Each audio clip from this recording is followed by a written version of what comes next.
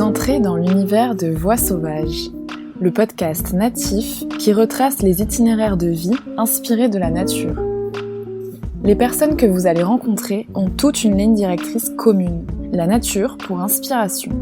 Artistes, alchimistes, guérisseurs, explorateurs, rêveurs, mais avant tout architectes de leur propre vie, chacun puise son inspiration dans l'essence même des plantes, de la forêt, de l'océan et de toute la richesse que nous offre notre mère la Terre.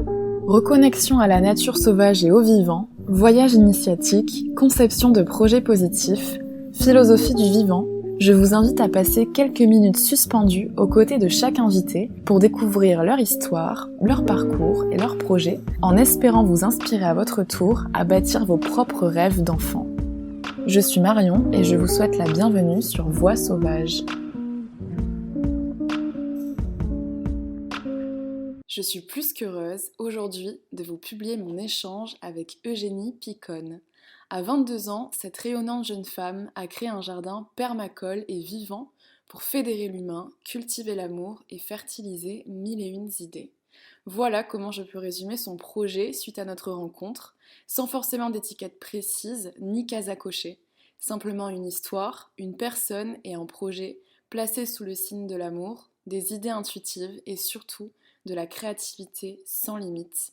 Je vous laisse donc prendre votre envol auditif et vous immerger dans l'univers de Madame Eugénie. Pour commencer, j'aime bien revenir aux sources avec mes invités et j'aimerais savoir quel genre d'enfant tu étais et quel était ton rapport avec la nature à ce moment-là. J'étais une enfant plutôt très active, avec un fort caractère, très affirmée parce que j'ai 3 frères et sœurs qui me... j'ai 5 frères et sœurs, dont 3 frères qui m'aimaient beaucoup mais qui me martyrisaient sur les bords. Donc j'ai dû m'affirmer très vite et au niveau de la nature, on était beaucoup dehors, tous, mais j'ai jamais aimé plus que ça le jardinage ou cultiver des trucs, ça m'a jamais... j'ai jamais accroché avec ça et c'est venu très tard. C'est venu au moment où j'ai commencé la permaculture, quoi, mais pas avant. J'ai toujours détesté ça. Qu'est-ce qui te faisait vibrer ou rêver quand tu étais petite ? Est-ce qu'il y avait déjà des choses que tu avais envie d'accomplir ? Quand j'étais petite, les bébés me fascinaient beaucoup. J'ai toujours rêvé d'être puéricultrice. Ça et la cuisine. Depuis que je suis toute petite, la cuisine. Parce qu'on vient d'une famille, on est italien et la cuisine c'est quand même central dans les familles italiennes. Donc on passait notre temps à cuisiner ensemble, tout le temps. Et ce qui est revenu plus tard finalement, alors que le jardinage non, c'est ça jamais. Qui est drôle. Et est-ce qu'il y avait des notions que tu regrettais qu'on nous apprenne pas à l'école avec le recul aujourd'hui ? Ouais, le développement personnel. Donc c'est pas du tout ce que je fais maintenant, mais je me dis que ça pourrait servir à beaucoup de gens. Ça et apprendre aux enfants à se poser, comme méditer, tout ça. Moi ça m'aurait plu d'apprendre ça. Et pour revenir un petit peu sur ton projet Madame Eugénie, est-ce que tu peux nous raconter ton parcours avant cela et qu'est-ce qui t'a justement poussé à créer ton jardin en permaculture ? Alors en fait j'ai pas mal voyagé et je suis partie pendant 6 mois au Canada pour faire du woofing. Sauf que je suis allée au Canada en plein hiver, les 6 mois d'hiver, donc j'ai pas du tout... Enfin, c'était sympa, mais j'ai pas du tout appris à cultiver parce que là-bas, 3 mètres de neige, on cultive pas. Mais dans les woofings que j'ai pu faire, en fait, j'ai vu comment la vie se passe en hiver quand il a fallu faire ses réserves l'été pour l'hiver. Et ce côté-là autosuffisant m'impressionne et je suis rentrée avec ce truc de me dire en fait c'est ça que tout le monde devrait faire, c'est ne plus dépendre du système et être le plus autosuffisant possible. Et j'avais ce truc dans la tête qui me lâchait pas et j'ai pas lu tant que ça, mais j'écrivais mon projet, je me disais qu'il fallait que je fabrique ça, que j'arrivais à faire mon propre fromage, mon propre lait, mes propres farines. Donc un projet qui grandissait beaucoup et je suis rentrée au bout de 3 mois de woofing, parce que j'ai travaillé pendant 3 mois et j'ai fait du woofing pendant 3 mois. Et je suis rentrée, j'ai pris une pelle et j'ai commencé à creuser. Donc, j'avais dû regarder une vidéo de permaculture sur YouTube et j'ai commencé mon jardin je m'arrêtais plus, je me levais tous les matins, mais hyper en forme à lancer mon jardin. Et j'ai été accompagnée par beaucoup mes frères. Parce que je sais pas ce qui a fait que c'est tombé au même moment, mais un de mes frères s'est lancé au même moment que moi à monter ce jardin. Donc on était super complémentaires, et puis eux ils ont la force, ils ont tout ça, donc... Et lui aussi voulait lancer un jardin en perma chez vous ? Je pense qu'on a juste voulu essayer de jardiner, parce que vraiment c'est un truc qu'on n'a jamais fait petit. On n'a jamais eu de potager, c'est un truc qu'on n'a jamais fait, et on a voulu se lancer au même moment, un peu en mode on va cultiver des légumes, on verra si ça marche. Mais sans trop d'attente, et juste ça se faisait tout seul, et plus je pense on passait du temps dans le jardin, plus on allait bien. Et même le fait d'être tous ensemble, parce que en fait c'est rare qu'on se retrouve les 6 à vivre dans la même maison. Rassemble, et tous les soirs on se retrouve, on a bien travaillé, toute la journée on était dehors, et ce bien-être là j'ai voulu le garder. Et c'est ce que j'ai maintenant tous les jours, et ça me rend trop bien. Génial. Ouais. Et t'as des mentors ou personnes inspirantes qui t'ont aidé justement à développer le projet, à le lancer ? Oui, alors j'ai ces 2 designers en permaculture qui m'ont pas mal aidé. Il s'appelle Louis-Romain Plumereau. Je connais. Et elle s'appelle... j'ai plus son prénom. J'ai plus son prénom alors que je l'adore. Mais maintenant elle vit au Portugal, et elle a fait un projet magnifique. Et eux en fait j'ai fait un stage de 2 semaines avec eux où j'ai beaucoup lu. En fait je faisais rien d'autre que lire. Mais c'est... J'aurais jamais lu ces livres si on m'avait pas forcé à les lire en quelque sorte. Et en fait il m'a fallu juste ça pour me lancer. Et ils m'ont C'était la première étape avant... lire 3 livres. Introduction à la permaculture de Bill Mollison, et Permaculture 1, Permaculture 2. Et j'ai lu ça et j'ai commencé. Et le confinement est tombé au bon moment, parce que j'ai plus besoin de travailler, et j'étais tous les jours dans mon jardin avec des bouffeurs, beaucoup aidés. Et ça s'est lancé, mais en 1 an j'avais déjà une production incroyable, et j'étais bluffée par le système. Donc voilà, et maintenant j'en suis là, je m'arrête plus. J'avais fait aussi une initiation en permaculture avec Louis-Romain chez... Charlotte Vacher, au Moulin de Bassilour. Non, c'était chez Renaud, qui est un des cofondateurs de l'association où je travaille, la Water Family. Ok. Et donc c'était à Navarinx. Ok.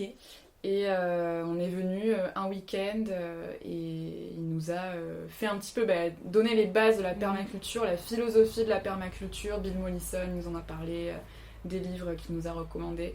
Et il nous disait, la première chose à faire en permaculture, c'est juste observer et rien faire. Et j'ai trouvé ça super inspirant, et il a une façon je trouve, de communiquer sa philosophie et ses connaissances là-dessus qui sont hyper inspirantes, et qui vont au-delà juste du jardin, je trouve, juste du sol, quoi. Beaucoup. Il sait beaucoup de choses, et c'est très poussé ce qu'il fait. Et j'en suis pas là, mais ouais, ce gars-là il est quand même super. Et il t'accompagne encore aujourd'hui ? Si j'ai des questions, il est là, il est présent, il répond, et même moi je pense que quand j'ai des petits coups de qu'est-ce que je fais maintenant, je sais plus quoi faire, ou j'ai pas de solution pour ce problème-là dans le jardin, il a la réponse. Et c'est ça qui est super avec ce genre de personnes, c'est les gens qui ont les réponses. Toujours disponible, quoi. Et justement, quels sont les principaux challenges qui ont croisé ta route sur ce projet, et comment tu as réussi à passer outre, à transcender ? Alors j'ai pas eu vraiment beaucoup de challenges, et je pense que c'est dû à mon caractère, parce que en fait je suis pas du tout perfectionniste, et je suis très c'est là, c'est comme ça marche pas, je laisse faire.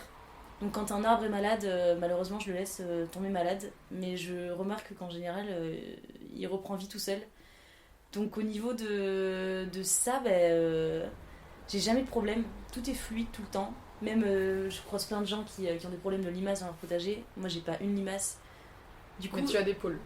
Mais j'ai des poules, oui. Les seuls problèmes que je peux rencontrer, c'est les poules qui s'échappent.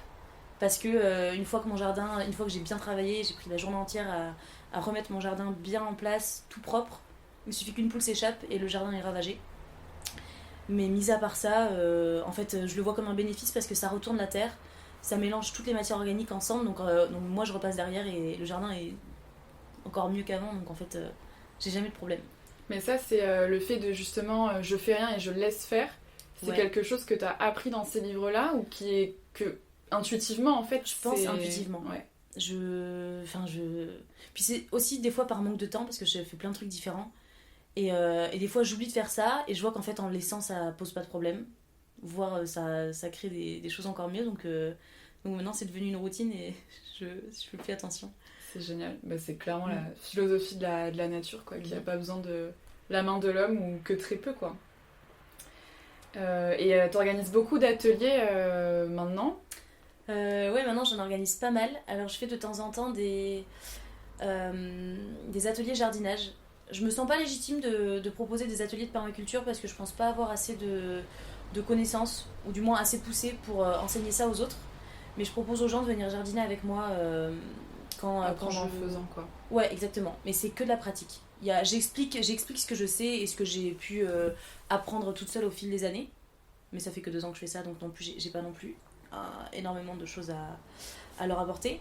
Mais ils viennent, ils jardinent et ils sont tous trop contents, sans exception. Ils adorent. Tu vois le avant-après, quand ils arrivent et quand ils terminent la session, un petit peu le... Alors, ils repartent souvent épuisés, en mode on a beaucoup travaillé, et certains, au bout d'un moment, moi j'en profite quand il y a du monde, j'ai tellement de choses à faire et je suis toute seule, donc j'ai tellement de choses à faire que je rajoute. Ils sont contents, mais je sens qu'à la fin, ils ont juste envie de rentrer chez eux. Mais je pense que ça leur apporte beaucoup, parce qu'il y en a beaucoup qui reviennent. Beaucoup. C'est un bel indicateur, quoi. Ouais. Et justement, si tu pouvais caractériser un petit peu Madame Eugénie, comment tu présentes ton projet à ceux qui ne le connaissent pas? C'est quoi Madame Eugénie? Alors, Madame Eugénie, c'est la petite entreprise que j'ai créée, mais de cuisine à domicile. Et comme maintenant que j'ai commencé la permaculture, je peux pas m'en passer, c'est au maximum des produits que je cultive, des légumes et des fruits que je cultive.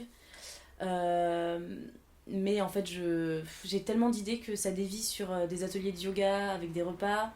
Il y a des ateliers de discussion, maintenant il y a des ateliers de mosaïque, de peinture, de poterie. Je fais... En fait, Madame Eugénie, c'est 1000 choses. C'est moi et j'arrive pas à me catégoriser dans une seule chose. Donc voilà, c'est une explosion d'idées. Et c'est quoi le fil conducteur entre tous ces ateliers, si... Je pense pas qu'il y en ait, c'est juste c'est des idées. Et en fait, je suis très manuelle.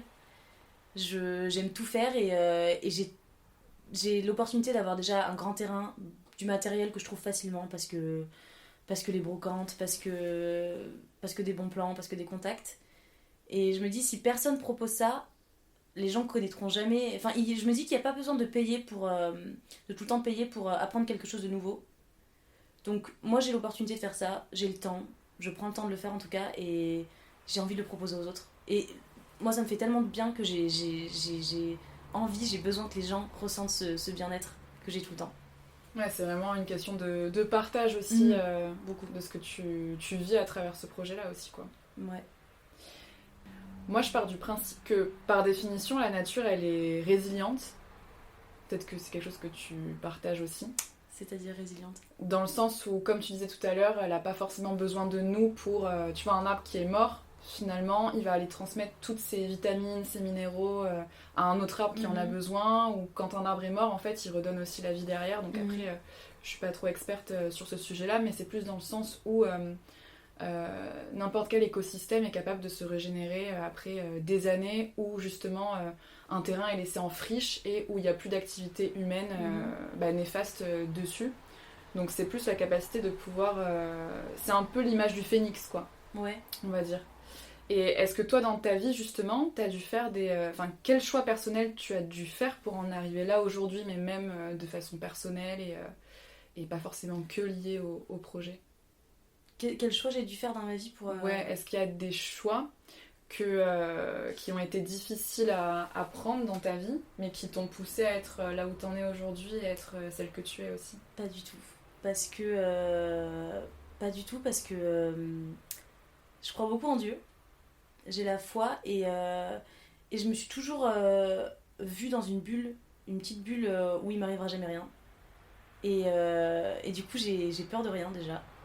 Donc j'avance sans trop réfléchir, j'ai une idée, ça se met en place tout de suite, et je rencontre pas d'obstacle, vraiment jamais. Je sais pas pourquoi, je pense que j'ai une bonne étoile, je pense. Mais je me dis que tant que les choses sont faites avec amour, ça marche, ça avance tout seul. Et du coup, vraiment, j'ai jamais de problème. J'ai aucun problème. Non, c'est vrai que je sais pas comment expliquer ça, mais... Mais je comprends. Tu te sens aussi guidée et protégée quelque Ouais. part quand tu parles de bonne étoile. Complètement. Donc tout ira bien en fait. Tout ira bien. Et puis c'est aussi un choix finalement de penser comme ça. Oui, c'est sûr. Faut l'alimenter. Ouais, exactement. Mais ouais, j'ai jamais de problème. C'est génial. Et est-ce qu'il y a des rêves que tu as abandonnés? Et si oui, pourquoi? Non, j'ai pas vraiment. Je réfléchis, mais non, j'aurais bien aimé.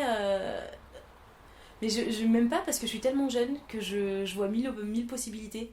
Je suis pas bloquée dans mon. J'ai eu pas mal ça où je me suis sentie. Je me suis dit, t'as quand même 22 ans, tu crées une entreprise, tu vas être bloquée. Bloquée dans ce truc que t'as lancé, à plus pouvoir partir. Je me suis créé mon propre CDI quoi. Déjà ça. Enfin, ça, oui, en gros, ouais. Mais même au niveau des voyages, parce que je voyage tout le temps et je faisais 1, 2, voire 3 voyages par an et je me suis dit plus jamais je pourrais faire ça, mais en fait, je pars quand j'ai envie de partir. Il y a tellement de gens qui connaissent maintenant cet endroit qu'ils me proposent tous de s'en occuper quand je suis pas là. Génial. S'occuper des poules, s'occuper des plantes, tout ça. Donc non, c'est une liberté totale et je ne me rappelle même plus du début de la question. Si t'avais des rêves que t'avais abandonnés, mais coup, finalement non, tu t'es rendu jamais. compte que ça allait. Enfin, c'était un rêve incroyable, Madame Eugénie, et d'un côté, ça allait pas te freiner dans tes autres aspirations ou envies, quoi. Non, exactement. Et est-ce que t'as même est-ce que t'as des ambitions, t'as des idées tout le temps qui émergent, comme tu disais? Est-ce que t'as une vision, une grande ambition pour Madame Eugénie? Je sais pas, est-ce que t'as envie de créer des petites Madame Eugénie un peu partout en France ou j'en sais rien? Alors tu non, vois pas du tout. Parce que Madame Eugénie, c'est moi et je pense que... Enfin, il n'y a pas de Madame Eugénie. C'est moi et c'est ma personnalité qui ressort dans mes plats, dans mes ateliers, dans tout ça. Donc, il n'y aura pas plein de Madame Eugénie, mais j'aimerais bien... c'est ce que je suis en train de faire en ce moment. J'essaie de trouver une maison, un terrain, pour changer d'endroit et avoir mon propre endroit dans lequel je peux faire tout ce que je veux. Avec beaucoup d'espace. Coucou le tiers-lieu. Exactement. Et j'ai même visité une maison ce matin. Génial. Et donc je commence et dans l'idée ce serait je lance un deuxième projet en parallèle avec une amie qui s'appelle Pauline qui est masseuse. On lance des retraites d'art, des retraites créatives avec de la musique, de la poterie, de la peinture, des massages, de la cuisine. Et donc l'idée ce serait d'avoir ma propre maison avec une grande salle, plein de chambres et accueillir du monde pour des retraites, pour que les gens puissent juste laisser sortir ce qu'ils ont à l'intérieur. Sans barrière, sans règles. Donc c'est un travail pour beaucoup de gens. Moi j'avoue que je fais ça assez naturellement. J'ai pas de limite. Mais si je peux aider les gens à arriver à ce stade-là, ce serait génial. Ce serait trop bien. Et est-ce que il y a une leçon de vie ou des leçons de vie que la nature t'a enseigné? Je pense que si une graine est semée avec beaucoup d'amour, ça prendra. Ça prendra et ça peut devenir très grand. Tant que tout est fait avec amour, ça marche. Mais même au niveau de... C'est bête, mais au niveau de mes poules, si j'oublie de les nourrir ou si j'y pense pas dans la journée, si j'en prends pas soin, elles pondent pas. Et là en ce moment, j'ai tellement de choses qu'elles pondent pas. Parce que je m'en occupe pas bien. Alors que j'ai des chèvres. Les chèvres, elles sont en liberté totale, donc je m'en occupe pas vraiment. Et là, il y a eu un accident par exemple avec le petit chevreau. Je suis toute la journée avec eux et c'est devenu comme mes enfants. C'est hyper fusionnel et c'est très bizarre, mais je pense que si on fait les choses avec beaucoup d'amour et qu'on donne de l'amour, ça fonctionne. Et est-ce que tu penses que la nature nous envoie des messages pour qu'on apprenne à l'écouter? Alors je pense que oui, mais alors de là en ressortir, faudrait que tu passes une semaine avec moi pour apprendre tout seul. Mais je pense que oui, elle en donne tous les jours. Mais de là à dire quoi comme ça, je serais incapable. Il n'y a peut-être pas forcément de mots aussi à poser dessus. Il y a peut-être pas de mots. Et justement, je te pose pas mal de questions autour de ton projet et la nature en général. Est-ce que toi, tu aurais une question à poser à la nature si elle avait une voix orale? Faut que je regarde mon jardin parce que je suis sûre qu'il va me donner la réponse. Tu vois, il y a beaucoup de gens qui me demandent t'as fait une analyse du sol, t'as fait tout ça avant de commencer? Et moi, Louis Romain m'a appris que le sol, s'il a besoin de quelque chose, il va le créer. Et c'est bizarre, mais par exemple, le sol, s'il a besoin d'azote, il y a du trèfle qui va pousser à cet endroit. J'espère que je dis pas n'importe quoi, mais moi, c'est ce que j'ai compris quand il m'a dit ça. Les plantes indicatrices, quoi. Bah, c'est ça, il m'a dit, là, s'il y a de l'azote, c'est que le sol en avait besoin, et c'est pour ça que ça a poussé là. Non, là, s'il y avait du trèfle, c'est dans ce sens-là que je voulais le dire. Et ouais, je me demande si elle a vraiment besoin qu'on s'occupe d'elle. Parce que je me dis que de temps en temps, ce serait...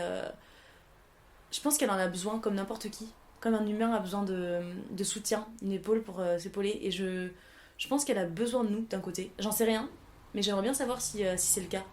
Parce qu'elle se débrouille toute seule, bien sûr, on la laisse comme ça pousse, ça crée son propre écosystème, mais n'empêche que quand il y a la main de l'homme qui s'y met, il y a plus d'espèces qui arrivent. On lui donne c'est quand même beaucoup de cadeaux qu'on lui fait. On plante plein de choses, on permet à quelques animaux d'être là, donc je me demande si la nature est reconnaissante qu'on soit là des fois pour lui donner des petits cadeaux, un petit coup de main.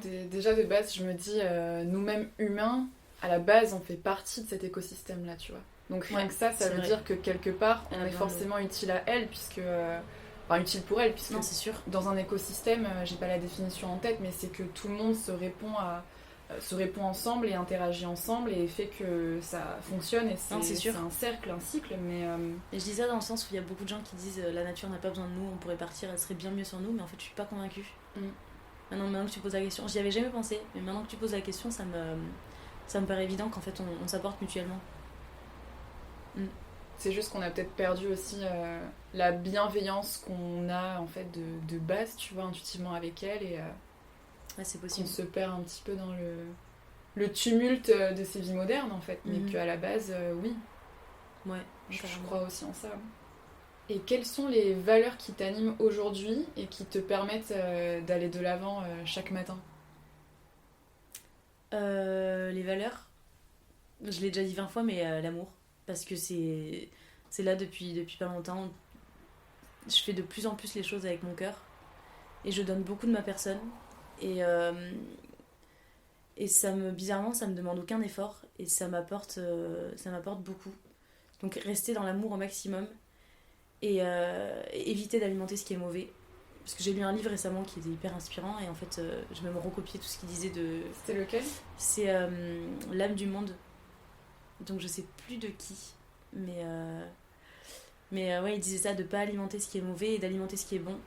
Et c'est peut-être avec cette philosophie-là que je me sens dans une bulle de protection, une bulle d'amour. Donc ouais, juste ça. Et tu disais au début que c'est là depuis pas longtemps, cette valeur de l'amour ? Depuis que, bizarrement, je me suis reconnectée à... Je disais que j'avais la foi, mais en fait, je m'y suis reconnectée moi toute seule récemment, alors que j'ai été à la messe, on m'a forcée à aller à la messe quand j'étais petite. Un peu forcée à croire en Dieu, et en fait jusqu'au moment où ça lâche, parce que faire les choses sous la pression, sous la force, c'est pas une bonne solution. Et je suis repartie de moi-même, je le savais que ça allait revenir un jour ou l'autre, et bizarrement tous mes frères et sœurs c'est un peu pareil en ce moment. Et ouais, je suis en fait il y a des moments où j'ai eu, c'est vrai que maintenant que tu le dis, enfin que tu poses la question de si j'ai rencontré des problèmes, il y a des moments où je me suis dit j'aimerais tellement avoir une épaule sur laquelle je peux me poser, parce que je porte beaucoup. Parce que monter une entreprise, c'est... À 22 ans. C'est beaucoup de travail, ouais. Et des fois, je me suis dit, si seulement je peux me reposer sur cette personne ou quelqu'un qui pourrait m'aider. Et surtout, je me suis dit ça vis-à-vis de mes frères. Parce que un frère, Enfin, moi, je les vois comme... ils peuvent tout faire, quoi. Et des fois, j'étais là, si seulement il aurait pu m'aider à faire ça, ça m'aurait fait du bien. Et en fait, je suis portée par Dieu. Enfin, moi, je le vois comme ça. Donc, j'ai besoin de mes frères, mais de tout, même s'ils sont pas là, il y a Dieu, quoi. Donc je peux me reposer sur lui et ça va. Et ça te donne aussi la force en plus qui est au fond de toi et qui jaillit au moment où t'en as le plus besoin. Quoi. Carrément. Et qu'est-ce qui te fait te sentir libre ? Qu'est-ce qui me fait me sentir libre ? Parce que je suis libre, ça c'est sûr. Décider pour moi, surtout être sous les règles de personne. Être maître de ce que je fais, ça me rend libre. Ouais. Le moindre travail que je fais pour quelqu'un, ça me déprime. J'y arrive pas. J'ai essayé, j'ai réessayé 2 mois cet été de travailler pour quelqu'un, mais j'étais hyper malheureuse. Donc ouais, décider pour moi et pouvoir changer d'avis quand j'en ai envie, quoi. Merci beaucoup Eugénie pour cet échange super inspirant. Et si on a envie de te suivre, on peut te suivre où? Et est-ce que tu as des prochaines actualités aussi Alors pour me suivre, il y a Instagram où je poste pas mal de choses que je fais. Et sinon j'ai un petit site internet avec des activités qui sont proposées. Et donc vous pouvez vous mettre dessus, m'envoyer un message, m'appeler directement. Et il y aura dès 2022 du coup des retraites créatives avec de la poterie, de la teinture, peut-être des ateliers jardinage, des ateliers de cuisine, plein de choses. Et ça, ce sera lancé dès l'année prochaine. Et tout ça à Arkang? À Arkang ou alors dans des maisons au Pays Basque. Mais pour l'instant, ouais, ça va rester autour de ce petit jardin. Merci beaucoup d'avoir partagé cet échange inspirant avec nous. Vous l'aurez compris, restez bien connectés à Eugénie si vous souhaitez vivre l'expérience créative sans limite et toujours en harmonie avec la nature. Voix sauvage est un podcast fait maison, alors si vous souhaitez soutenir le projet, n'hésitez pas à me laisser votre avis sur votre plateforme d'écoute et à venir discuter sur Instagram @voixsauvage.podcast. À très bientôt dans un nouvel épisode.